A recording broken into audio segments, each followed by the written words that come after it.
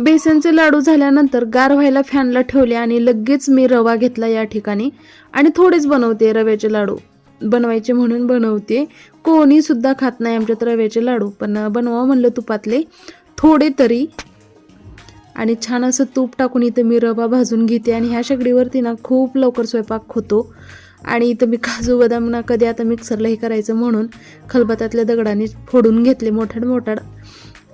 आणि छान असं भाजल्यानंतर त्यामध्ये आता हे ड्रायफ्रूट जे आहेत फोडून घेतलेले, परत सोबत मनुके सुद्धा टाकणार आहे.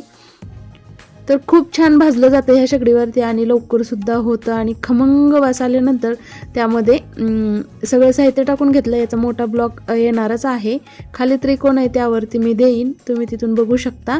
तर आज मी भरपूर असं फराळीचं 3 आयटम एकटीनं बनवले.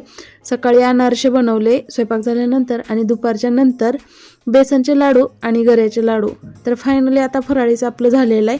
1-2 आयटम राहिलेत, ते बनवले किंवा नाही असं आहे आता. तर थोडंसं हडकल्यानंतर ना लगेच मी इथं लाडू वळून गोल गोल हे करून ठेवते मी.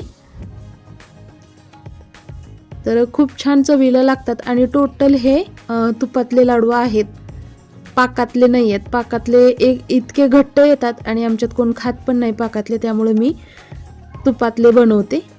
खूप छान लागतात, टेस्टी. तुम्ही नक्की ट्राय करून बघा ह्या पद्धतीनं. तर याची डिटेल रेसिपी मोठ्या ब्लॉगमध्ये मी नक्की अपलोड करेन. Thank you for watching. बाय.